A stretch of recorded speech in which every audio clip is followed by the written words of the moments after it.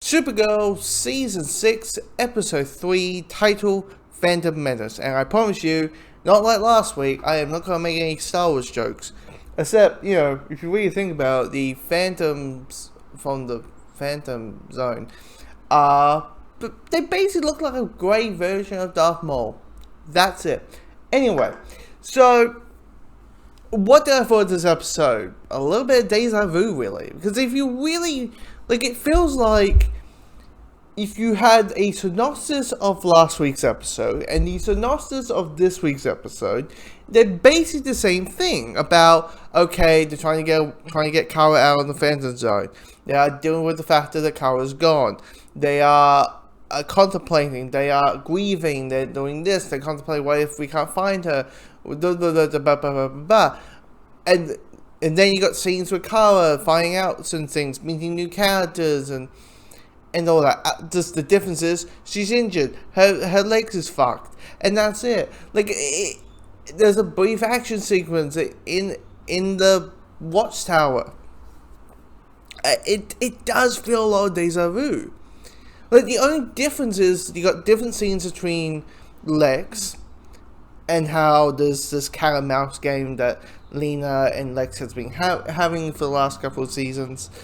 And so you've got that, the artifact of him getting out of prison and him is finding not guilty and that type of stuff. That's different. That was interesting. It's also it's Lex, so you're always like, okay, what's this guy up to? And then you have a little bit of a zombie thing, which is if you get scratched by one of the phantoms, you are going to get turned into one. Which I was like, okay, this is probably what they're going to do, which is the whole thing of there's a threat that's going on while Kara's in the Phantom Zone, and when she's out, there's going to be this threat she's going to fight until the final episode, or the second last episode, in case, the last episode is going to be more like an epilogue.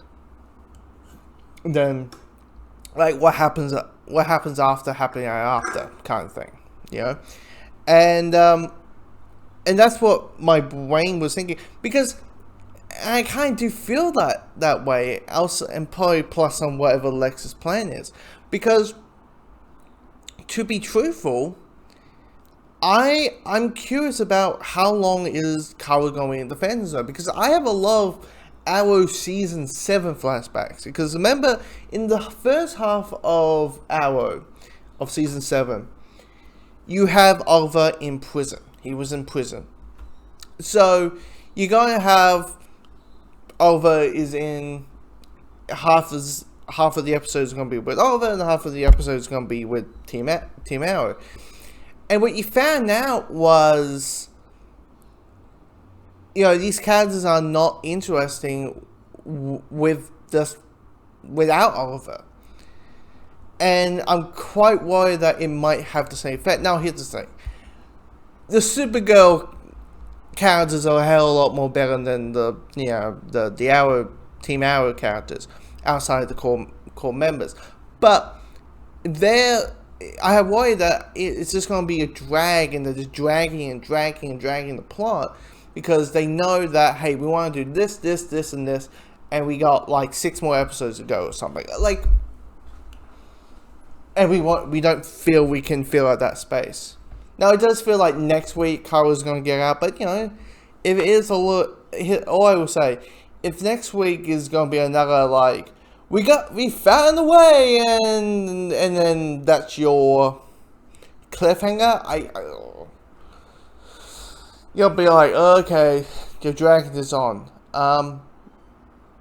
But, we only are 3 episodes in. We got 17 more to go.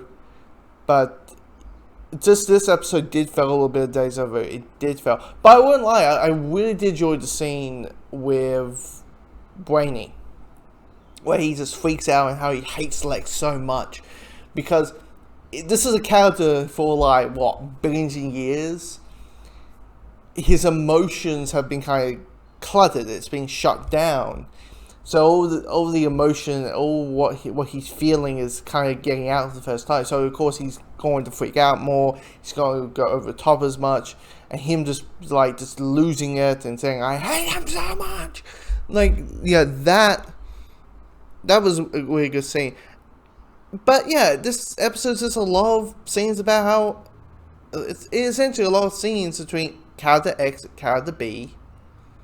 They did feel a little bit them talking about how they miss Kara. I won't lie, the third act felt a little bit of a cop out with, we're doing the zombie thing and we found a way to have people unzombified. Wow, talk about taking stakes out.